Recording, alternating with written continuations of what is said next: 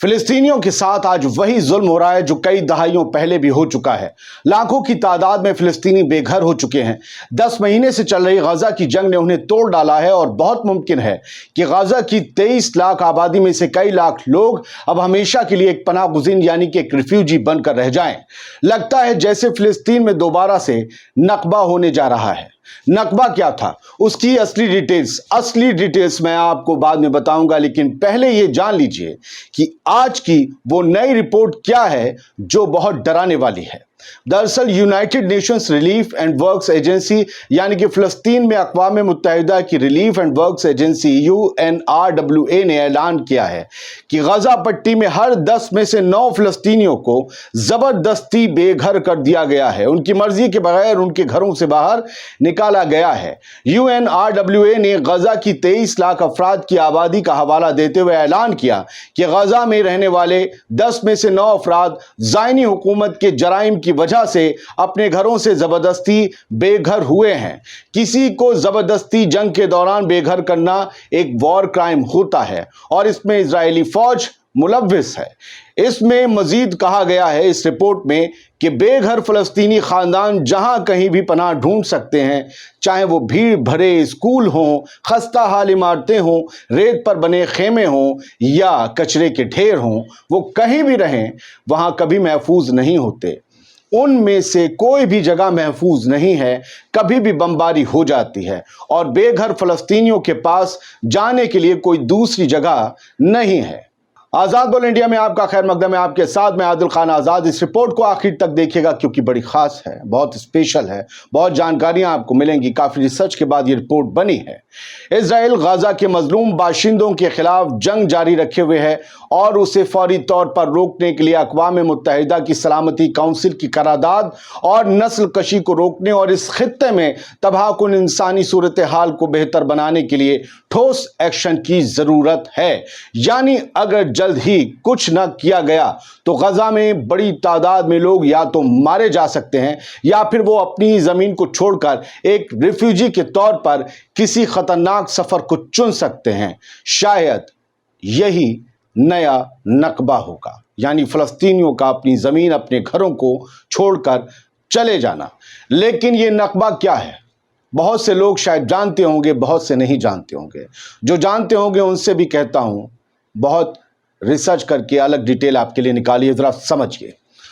हर साल 15 मई को दुनिया भर के कई मुल्क में रह रहे लगभग 1 करोड़ 30 लाख फ़लस्तीनी साल 1948 में फ़लस्तीनी समाज की तबाही और फ़लस्तीन की नस्ल कुशी या जेनोसाइड या एथनिक क्लिनजिंग को याद करते हुए नकबा डे मनाते हैं।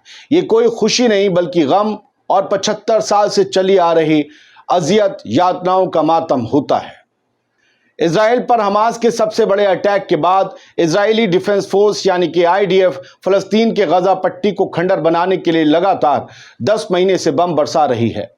13 अक्टूबर को IDF ने गजा पट्टी की लगभग आधी आबादी यानी करीब 11 लोगों को नॉर्थ गजा का इलाका खाली करके साउथ गजा की तरफ जाने का तानाशाही फरमान सुना दिया था। 13 अक्टूबर को 27 जुलाई में भी यही सूरत हाल जारी है।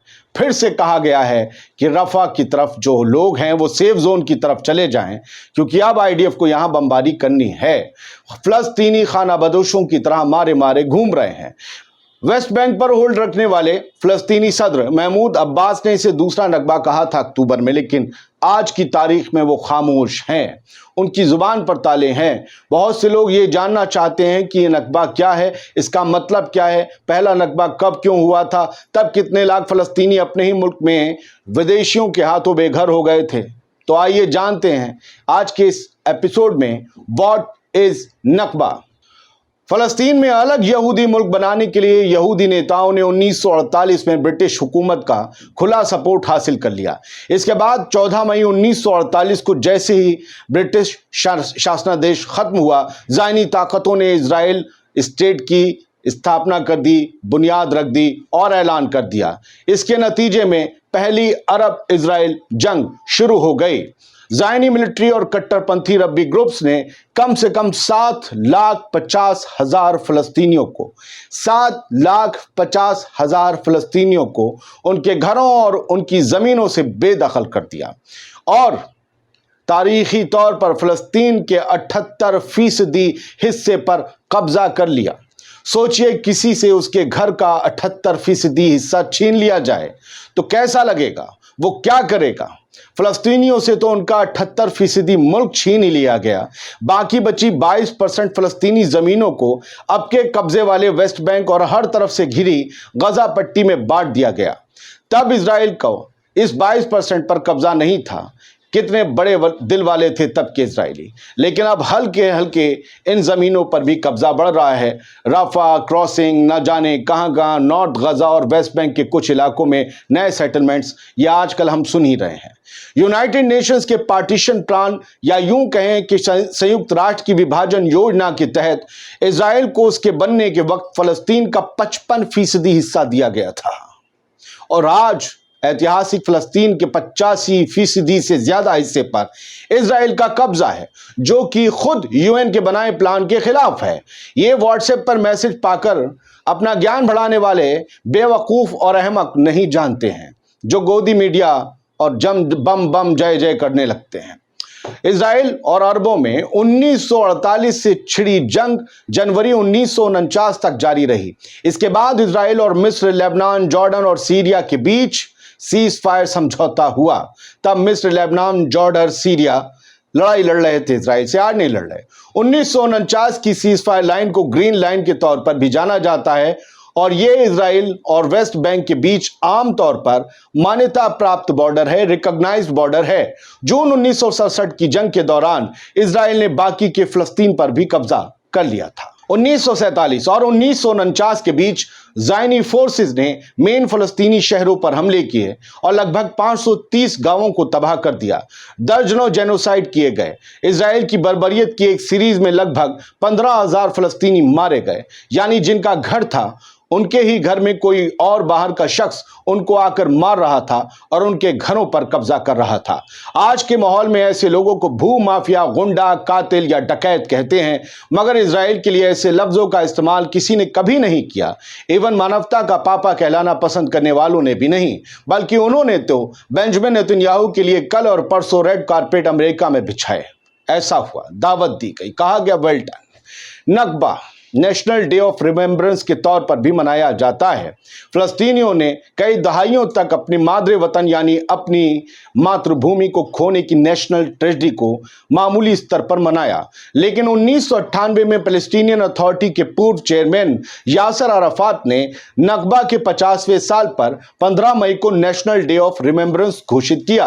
1948 में फ़लस्तीन के जातीय सफाई यानी नस्लकशी और लाखों फ़लस्तीनियों के माइग्रेशन को, पलायन को नकबा कहा जाता है। नकबा का अरबी में मायने है तबाही या प्रलय। इसी दिन को इजराइल अपनी आज़ादी के दिन के तौर पर भी मनाता है। अब ये जान लीजिए कि जो लोगों के घर छिन गए, जो लाखों फ़लस्तीनी खदेड़ दिए गए, उनके मकाम कहाँ हैं, वो रहते कहाँ हैं, उनके रिफ्यूजी कैंप्स कहाँ कहाँ हैं।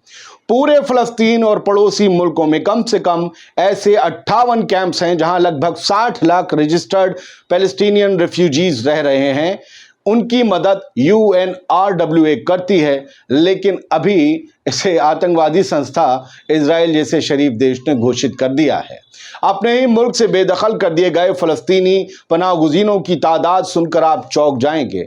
जॉर्डन में कम से कम 23 लाख फ़लस्तीनी रिफ्यूजी रहते हैं। गजा में 15 लाख हैं जो अपने ही घरों से बेघर हैं। सीरिया में ये वो तादाद है जो जंग से पहले की है। सीरिया में 5,70,000, लेबनान में 4,80,000 और इजराइल के कब्जे वाले फ़लस्तीन के वेस्ट बैंक में 8,70,000 फ़लस्तीनी पनाहगुज़ीन रिफ्यूजी रहते हैं। इनके लिए UNRWA मदद मुहैया करवाती है। इसके अलावा वो रेफ्यूजी बच्चों के लिए सैकड़ों स्कूल चलाती है जो अब तबाह कर दिए गए हैं, और हेल्थ सर्विसेज भी देती थी जो अस्पताल अब तबाह कर दिए गए हैं। उन्हीं लोगों के लिए रेड कारपेट अमेरिका में बिछा था जिन्होंने तबाह किया। तो अब सवाल यह है कि क्या वाकई फ़लस्तीन दूसरे नकबा का सामना कर रहा है? आखिर अब इजराइल अपने नक्शे में फ़लस्तीन के और कितने इलाकों को मिला लेगा? और सवाल यह भी है कि अब और कितने लाख फ़लस्तीनी अपने घर, अपने वतन से बेदखल कर दिए जाएंगे?